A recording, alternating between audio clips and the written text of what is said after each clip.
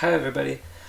Starting our week 3 blog here, and I really like this chapter 3, all about how traditional grading stifles risk-taking within students. And I just kind of wanted to start out by pointing out something that I found really interesting in the reading.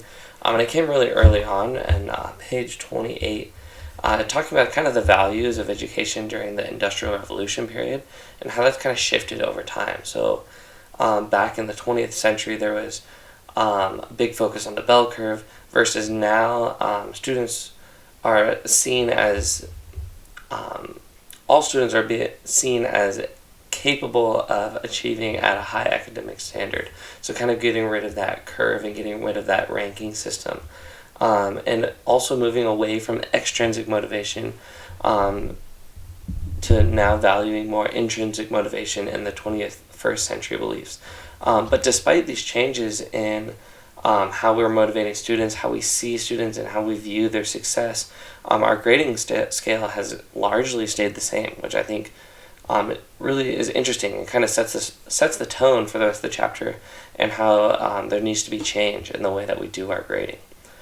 So to address the main focus question of excuse me, how does our use of traditional and inequitable grading practices send mixed messages to our students about the role of mistakes in learning?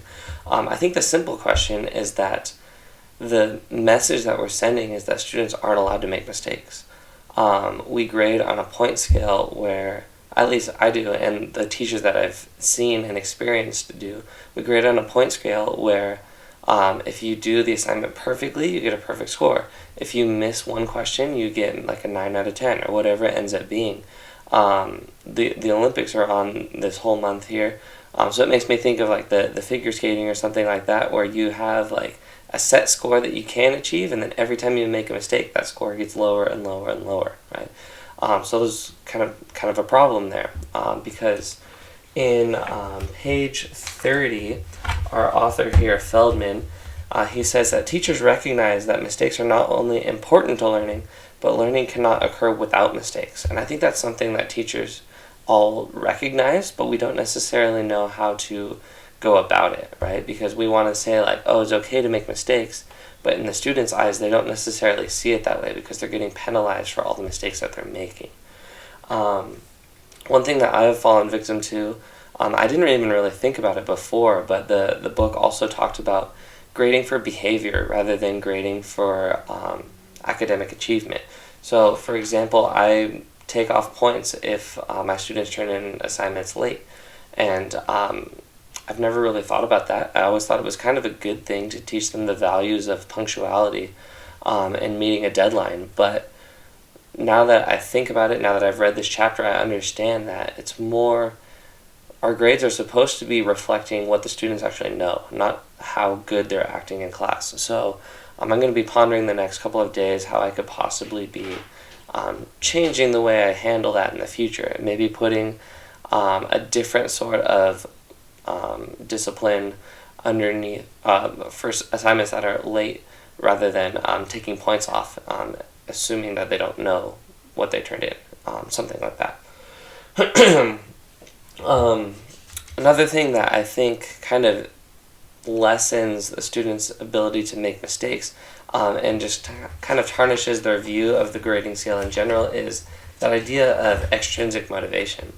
I teach mostly honor students, and they're extremely extrinsically motivated, and I think that's just kind of how they were raised throughout the education system.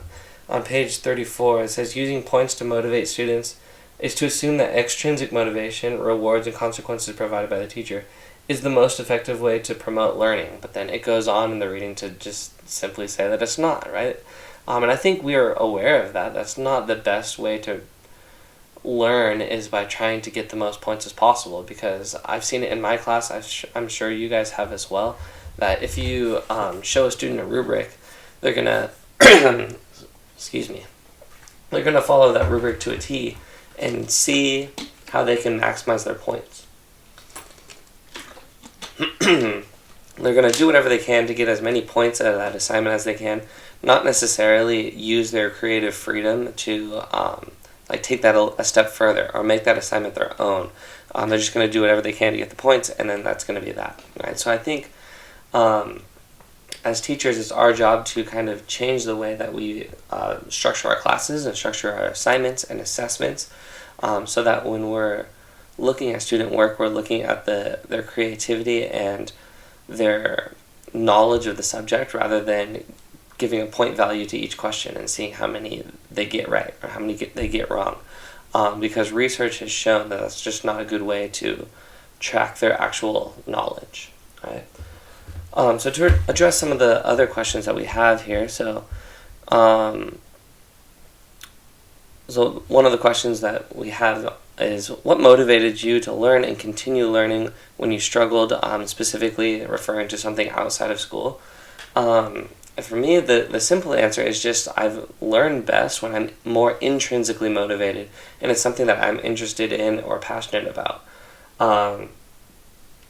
Excuse me. For example, I'm a volleyball player, and I was really motivated to get better because I just loved playing the sport and I wanted to be a part of it. Or I really liked listening to music, so I taught myself how to play guitar because I really wanted to further that. So one of the things that teachers can do is try to motivate students in different ways, make them more interested in the content, make it more personal to their life, give them something that they can take back and better the community with, or something that they can take with them more so than just like, oh, I'm going to do this, turn it in, and then never really think about it again, because that's not very motivating. So we have to do something, make assignments more personalized, so students are more motivated to actually do it and learn from it. Another thing I wanted to address is that first question there that says, how have different supervisors or those with opinions that you've cared about responded to your mistakes? This actually fits in pretty well with my life right now. I just got observed by my principal, and we had a meeting about it afterwards, and he didn't give me a letter grade necessarily, but we just had a conversation about it, and he gave me tons of feedback. It was tough, it was honest, but it highlighted my strengths and it highlighted my weaknesses. So it gave me reassurance for the things that I was doing well, but also action steps for things I could be doing in the future. And I think that could be applied to what we do in our classrooms as well. It's just making sure that we're giving students feedback, making sure that we recognize their successes, but also lead them in the right direction to correct their mistakes. Ultimately, just assessing student learning is going to take a lot more than just marking a paper and putting a number on it, but it's going to take a lot of effort on behalf of the student and the teacher to kind of change the culture of the classroom, make sure that we're focused on the learning more so than focused on the points. How to do that is a different question. Obviously, that's pretty tough, so I'd love to hear what you guys have to think. Thanks.